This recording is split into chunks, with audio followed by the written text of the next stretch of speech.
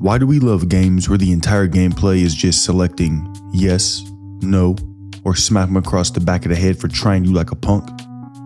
That's it. No combos, no mechanics, no skill expression. But somehow, these games will have a grown man on his knees in the rain, motorboating his lips, scream crying with snot dripping because the pixelated character died. So today, we're answering a very important question. Why do choices matter games work when your choices barely even do anything? And no, it's not because the writing itself is always incredible. It's because these games understand your brain better than you do. On paper, choices matter games sound deep. Your decisions shape the story. Your actions have consequences. Every playthrough is unique. When in reality, most of these games only have a few branching paths and different dialogue flavors with endings that all converge like anthill tunnels. See, you're not steering the car. You're choosing which lane you want to travel in while they all get to the same destination. So why do we still eat this up? Let's get this freak show on the road.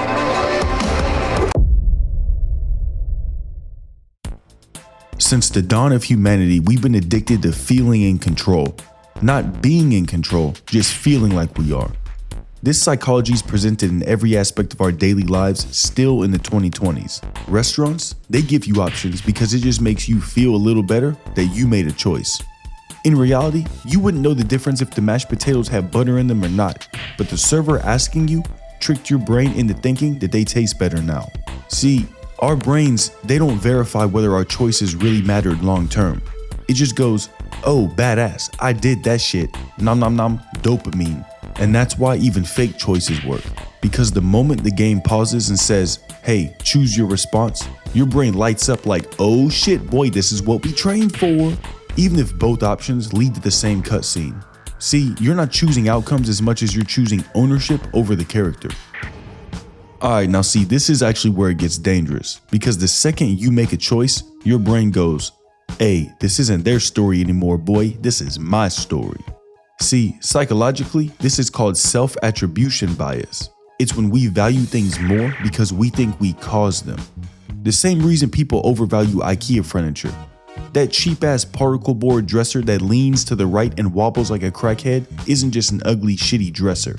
It's your ugly, shitty dresser. Because see, y'all been through the mud together. I mean, you built it with your own hands, bro, so now it means something to you. Choices Matter games do this just kind of with trauma as well. See, they trick you into thinking you co-wrote the damn story, even though the devs already wrote all the endings and the script was locked in 6 months before release. Now here's the real evil genius part. See, emotions hit harder when responsibility is attached. So if a character dies in a cutscene, yeah, you're kinda sad. But if a character dies because you picked the wrong dialogue option, man, that shit will stick with you and make your ass consider deleting the whole save file, uninstalling the game, restarting your PC, rebuying the game on Steam, re-downloading it, and starting a new save just to make sure they come back to life so you can go back and make the correct decision. Even if in reality, their death was completely unavoidable, your brain still thinks, bro, did I do that shit? Did I really let my boy down and now he's dead? It should have been me. That guilt you feel, that regret, see, that's engagement. These games aren't accidentally tearing your soul apart, bro. They're weaponizing your psychology against you. Alright, now let's talk about why people like me get weirdly defensive about these games online. Cause look, if you spend 8 hours choosing dialogue, getting emotionally invested, and crying over pixels, I don't want to hear, hey, none of that shit even mattered. Cause if I do hear you say that shit to me, my next question is gonna be, you wanna know how I got these scars? Because all that stuff I mentioned causes cognitive dissonance. See, instead, your brain rewrites reality. No. All those choices I made, bro, they were actually super deep. See, you guys just don't understand because you never played it. See, the game's really just about all the themes. The reason is once you emotionally commit, you're locked in. Because Lee Everett or Connor the RK-800 android aren't just game characters anymore.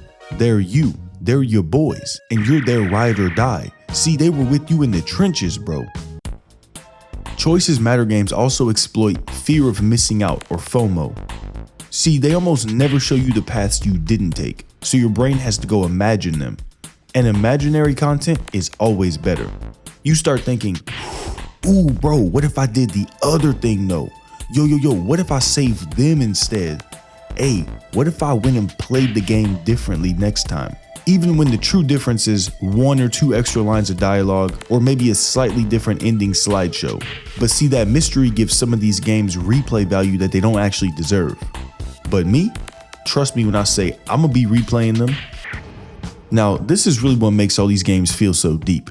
See, they're not really tests of like insane skill, you guys all know that. They're more like humanity simulations, because they all hold up emotional stakes and make you choose between two really difficult options. These games will let you be cruel, be selfish, heroic, or just be a complete damn menace to society, all without real world consequences. Because you're not really playing a flushed out character. In reality, you're just playing a chalkboard that you get to write on. And see, that's way more engaging than mastering some combat system. Now look, I will say, all these games are really good at making fake people feel real, with their close-up camera angles and conversations, and choices like, there are 5 people and 3 pieces of food. Who gets to eat and who doesn't? And then your dumbass brain sitting in that chair reads this shit as a real social interaction, even though you know it's just a game. So when the game asks, do you want to make the morally right decision or do the nice thing that keeps everyone happy? You hesitate. Well, why? Because bro, you'd rather die in real life than to hurt a clump of polygons in the shape of a little kid. And that right there is called a parasocial attachment, and it's the exact reason why I always give a piece of food to the polygon child. Bro, don't even think about letting them starve. Alright, now see, this is where a game like the recently released Dispatch fits perfectly. Because it feels new, reactive, personal, and it has high emotional stakes, like all the other ones. I mean bro, you're basically playing a version of the show Invincible, and I'm gonna be honest, it feels amazing. In the game, when you dispatch your team of misfit heroes, you truly care if they succeed or not. And not only because it makes you look better as a dispatcher, it's because bro, they'll get shit talked and hated on by the group. Even though none of these characters are real, you still care to keep their spirits and camaraderie up. See, and this is one of those games, like all the other ones, that in reality, your choices don't truly matter that much, but it feels like they do. So listen, to all the detractors out there that love to say, your choices are meaningless, bro, why do you even play those games? I say this, nothing in a video game matters. It's all fake and pointless shit we do just for entertainment. So if one person's entertained by playing a choices matter game while another one has fun playing Farming Simulator, bro, they're both successfully playing video games. Look, we really need to be honest with ourselves here. Choices matter games aren't really about choice. They're about agency illusion, emotional responsibility, and kind of just tricking your brain into feeling true ownership. Your choices don't have to matter, your feelings do. And that's why these games with barely any gameplay can still destroy you emotionally. And that's not because they're well-respected skill challenges, but instead, it's just because they really understand your psychology. So really, that's why all these games work so well. Because real life isn't that different.